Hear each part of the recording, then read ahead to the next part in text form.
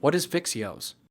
Vyxeos is kind of an interesting drug. It's a combination of two drugs, actually, that are commonly used for induction therapy in AML. And those two drugs are daunorubicin and cytarabine.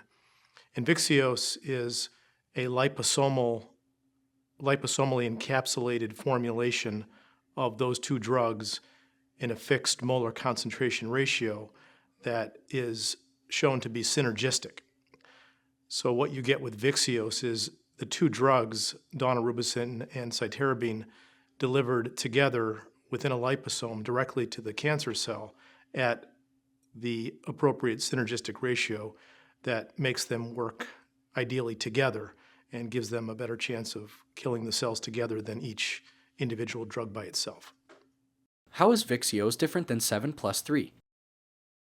Vyxeos is a liposomally encapsulated formulation of 7+3, so it encapsulates both daunorubicin and cytarabine in a fixed concentration ratio that allows for the drugs to be delivered together to the cancer cell to optimize cell killing. So they're the same drugs, but given in a different formulation that's more advantageous when it comes to drug delivery. How is Vyxeos administered? Vyxeos is administered as an IV infusion, given typically as a single daily dose on days 1, 3, and 5, so a total of 3 doses for each round or each induction regimen. In consolidation, it's typically given as a 2-dose schedule. So Vyxeos is typically administered as an intravenous infusion on day 1, day 3, and day 5. So 3 doses, each dose about 48 hours apart. It can be given as an inpatient or in the outpatient setting as well. Many centers are now transitioning more to outpatient-based induction with regimens that are easy to administer like Vyxeos that don't take very long, provided that there's enough support to allow patients to be seen quickly or come back in quickly if they get sick. But it can be done either as an inpatient-based therapy or an outpatient-based therapy. And at our center, we do some of both, depending on the patient's particular situation. The dosing of Vyxeos is typically 100 units per meter squared on days 1, 3, and 5 as induction therapy. The dose is not usually modified during induction, but it is modified downward during subsequent post-remission cycles, consolidation therapy, in other words, where we don't want to cause as much or as severe or prolonged periods of cytopenias. So the dose is typically reduced during consolidation and given on days 1 and 3 only instead of days 1, 3, and 5. What is secondary AML? Secondary AML is a term that's used to refer primarily to AML that arises from something else most often. The most common setting of secondary AML is AML that arises from prior myelodysplastic syndrome. So that's what we often see in cases of secondary AML. Secondary AML can also be considered treatment-related AML in some cases where the AML emerges following prior chemotherapy and or radiation therapy for a second cancer. It can also arise, or it can also be considered secondary AML if it arises from a prior myeloproliferative neoplasm. Now that's not quite as common as when it arises out of MDS or following therapy for other cancers. So those are all the subtypes of secondary AML. But the term secondary AML is becoming a little bit outdated as we learn more about the molecular features of AML, and many of the features of secondary AML are more related to specific genetic abnormalities that are often seen in MDS or myeloproliferative neoplasms, or in the case of therapy-related AML, TP53 mutations. What is the difference between secondary AML and therapy-related AML? Well, therapy-related AML is considered a type of secondary AML within the context of other secondary AML subtypes as well, such as secondary AML that comes from MDS or from myeloproliferative neoplasm. So therapy-related AML has traditionally been considered a type of secondary AML. How are outcomes different for people with primary AML versus secondary AML? Yeah, traditionally secondary AML is associated with worse outcomes than primary or de novo AML. And that's probably because mostly of the abnormal or adverse genetic features associated with secondary AML, not necessarily just secondary AML by itself. So secondary AML, as I mentioned before, is sort of this conglomerate term for many different types of AML that arise in different settings that often were associated with MDS or myeloproliferative neoplasms. And we know that secondary AML traditionally does more poorly than de novo AML, but that's not always the case. It depends on primarily the genetic features of the disease and the prior treatment history of the patient as well. So patients that have received prior therapy for, say, myelodysplastic syndrome with drugs like azacitidine or decitabine clearly have worse outcomes once they develop AML because the drugs for AML just don't work as well once a person has already been treated for MDS, which includes many of the same drugs that we actually use for AML. How effective is Vyxeos for people with secondary AML? So that is, secondary AML is the primary indication for Vyxeos. And that's the basis, that was the basis for its approval by the FDA back in 2017. It's effective and it induces remission in approximately 50% of patients that receive it as induction therapy. And it is associated with a longer survival than patients who receive induction chemotherapy with 7+3. We found in a phase 3 study that Vyxeos was able to bridge about 1/3 of all patients to a transplant, and that the outcomes after transplant in patients who had received Vyxeos as primary induction therapy were better. So that it seems that for some reason that we're not totally clear about, that transplant outcomes are better if patients got Vyxeos as their initial therapy than if they had gotten 7+3.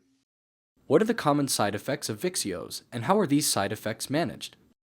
So the side effects that you see with Vyxeos are very similar to what you see with really any type of induction chemotherapy for AML. The main side effects are related to lowering of blood counts, so patients are more susceptible to infections and the manifestations of infections like fevers and chills and other signs and symptoms of infection. You can see serious infections with Vyxeos treatment that is related to the suppression of the blood counts and the risk for different types of infections, especially fungal or mold infections when the white blood cells are very low. But that's not unique to Vyxeos. It's commonly seen with many different types of induction chemotherapy. I think with Vyxeos, the one perhaps outlying side effect is that there tends to be a more delayed time to recovery of white blood cell counts and platelet counts in particular. That probably reflects the fact that the Vyxeos is in the circulation for longer. It doesn't get broken down as quickly, so the overall exposure to the drug is longer, and therefore the blood count recovery takes longer. But at the same time, we think that it works better in secondary AML compared to 7+3. So the trade-off is a little bit more of a delay in count recovery for improved efficacy. Can Vyxeos cure AML? Well, that's a hard question to answer. We think in most cases, the patients that are treated with Vyxeos that have secondary AML are not dealing with a subtype of AML that is considered curable without a bone marrow transplant. Now, there may be some cases where Vyxeos does cure patients, but that's clearly not the majority of patients. And the path to cure for most cases of AML, especially secondary or higher risk AML subtypes, is clearly through a bone marrow transplant. Vyxeos is effective at getting patients into remission and paving the way for a future bone marrow transplant that can be curative. And that's, I think, its main role is to get excellent disease control and bridge a patient to a potentially curative transplant. What research is being done with Vyxeos to make this therapy more effective? So there's a lot of different clinical research studies being done right now to better understand how Vyxeos might be used in combination with other newer and targeted drugs. Right now there are several trials going on that are combining Vyxeos with drugs such as venetoclax, drugs such as gilteritinib, which is a FLT3 inhibitor, drugs such as gemtuzumab, which is a CD33 antibody drug conjugate. So there's quite a bit of excitement that Vyxeos can be a platform with which to combine other targeted therapies to further improve the outcomes, but we definitely need to see more in the way of mature studies to really understand the impact of these combinations. So there has been a lot of progress made in the therapy for AML over the past 5 to 7 years, including not just Vyxeos, but several other novel therapies in combination. I think the most notable one that has really become mainstream in the clinic is the combination of azacitidine and venetoclax, and that regimen was developed primarily for older, less fit, more frail patients, and determined to have a really impressively high response rate and survival rate in that group of patients. It kind of led to the question, well, if it works very, very well in this less fit group of patients, wouldn't it work just as well, or maybe even better in younger, more fit patients? And that may be true. And then the next question would be, well, how does it compare to more traditional therapy or more intensive therapy such as Vyxeos? And unfortunately, we don't have an answer to that question because the two regimens, Vyxeos on one hand and azacitidine venetoclax on the other hand, have never been compared head-to-head. So without a randomized trial, it's very difficult to make assumptions as to which treatment may be better, or are they the same, and what are the implications for toxicity, hospitalizations, future transplant. We just don't know the answer to those questions. What we can say is that Vyxeos is better than 7+3 in the secondary AML setting and should be the preferred regimen over 7+3.